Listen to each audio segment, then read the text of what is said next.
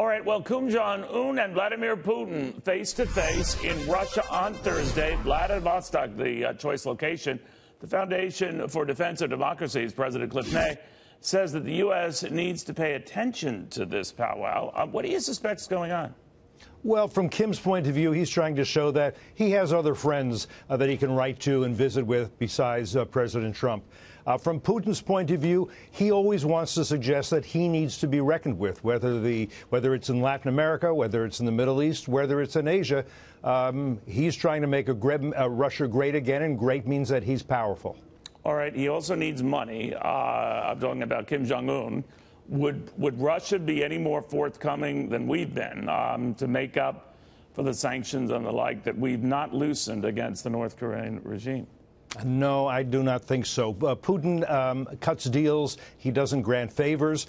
I don't think he has money he wants to give away. It's hard to make investments in that country. Putin would love to see a Russian pipeline going all the way to South Korea.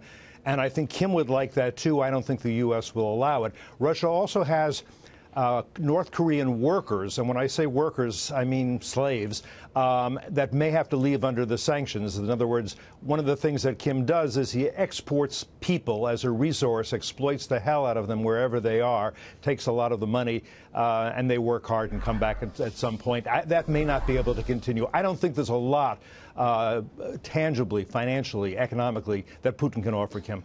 So, Cliff, if indulging going back to Kim Jong Un and Donald Trump and whether another meeting could or even remotely would yield results. I mean, they left the last one early. Would there be any benefit in a third meeting? You talk about upping the ante and the stakes.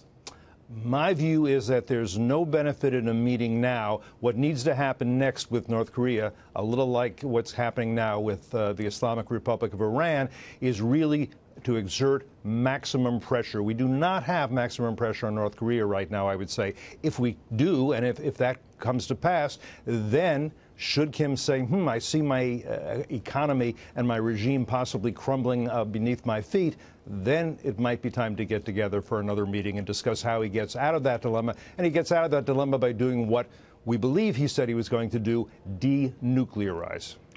That's been the promise and that's been the commitment, but as you pointed out, not yet. Now, I am curious, Cliff, what you make of the fact that Kim Jong Un and the North Korean regime in general said, we really don't like your Secretary of State, don't want to meet with him, don't want to talk to him. The president standing by, Mike Pompeo, but is that really going to be enough of an impediment that the next time the president sends someone else there?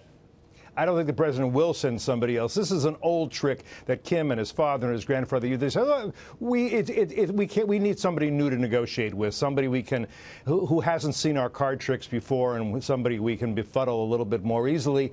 I don't think that's going to happen. I think the president has faith in John Bolton and Mike Pompeo, and I think he should. But I also think he should be thinking about now really exerting maximum pressure. I think the sweet talk has done as much good as it's ever going to do. Now, I think fewer carrots, more sticks would be the prescription.